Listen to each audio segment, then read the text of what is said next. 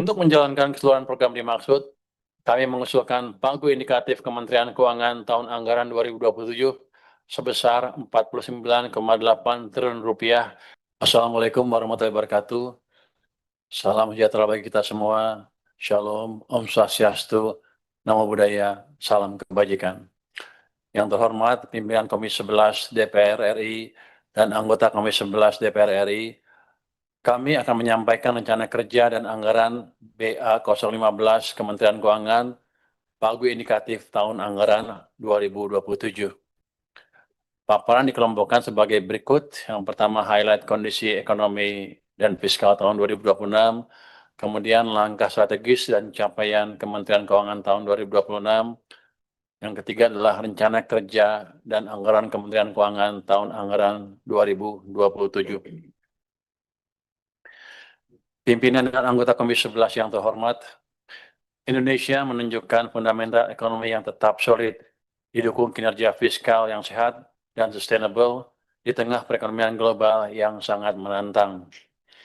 Pada triwulan pertama tahun 2026, ekonomi Indonesia berhasil tumbuh tinggi mencapai 5,61% dengan inflasi terkendali, neraca perdagangan yang mengalami surplus hingga 72 bulan, dan cadangan devisa yang memadai untuk sekitar 6 bulan impor. Sementara itu, pertumbuhan kredit dan uang beredar tercatat double digit, didorong oleh kuatnya kredit investasi dan likuiditas perekonomian. Aktivitas manufaktur juga menunjukkan kinerja yang ekspansif. Kinerja ekonomi Indonesia juga pada posisi yang lebih baik dalam perspektif global jika dibandingkan dengan negara G20 dan beberapa negara lainnya. Pertumbuhan ekonomi Indonesia ada di level yang relatif lebih tinggi. Demikian pula dengan kinerja fiskal Indonesia. Sampai akhir Mei 2026, pendapatan negara telah tercapai sebesar Rp1.185 triliun dengan defisit yang terkendali. Hal ini menunjukkan stabilitas ekonomi dan keberlanjutan fiskal Indonesia tetap terjaga. Namun demikian, risiko akibat ketidakpastian global tetap diwaspadai dan dicermati. Di tengah gejolak global yang masih sangat dinamis, Kementerian Keuangan berperan strategis dalam memitigasi ketidakpastian dengan mengoptimalkan APBN sebagai shock absorber dan agent of development dengan tetap menjaga fiscal sustainability. Hal ini ditempuh melalui berbagai kebijakan untuk melindungi daya beli, menjaga stabilitas, dan memelihara momentum pertumbuhan ekonomi.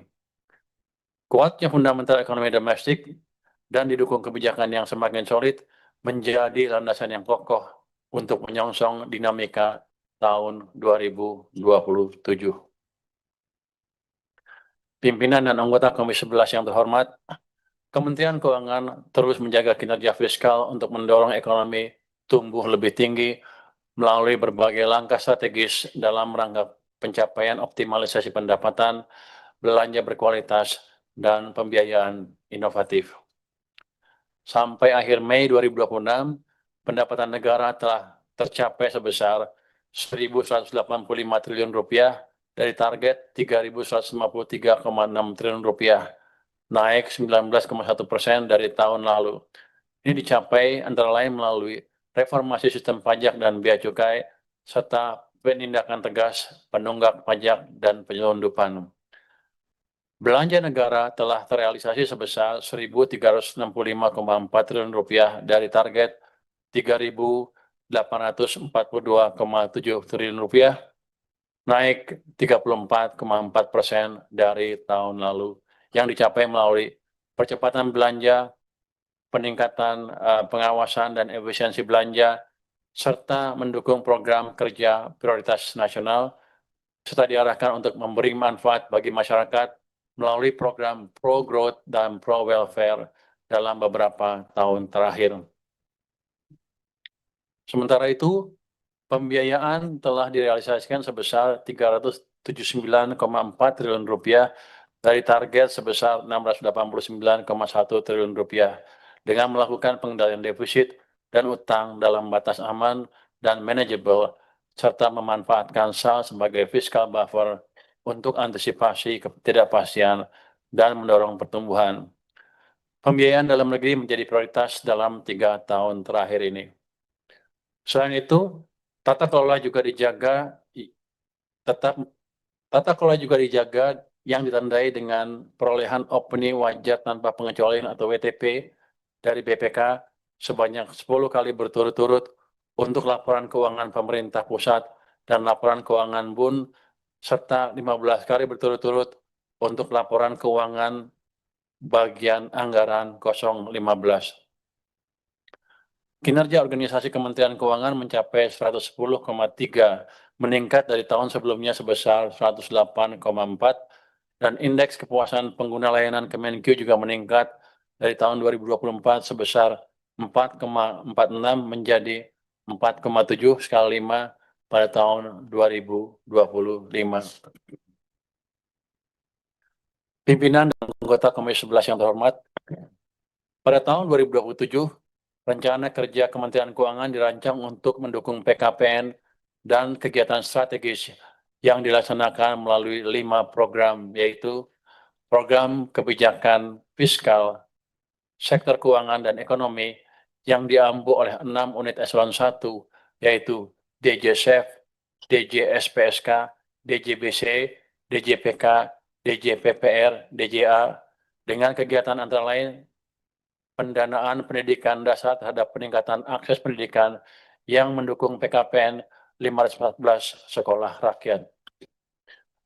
Kemudian program pengelolaan penerimaan negara yang diampu oleh 4 unit eselon 1, yaitu DJP, DJBC, DJA, dan LNSW, dengan kegiatan antara lain sinergi patroli laut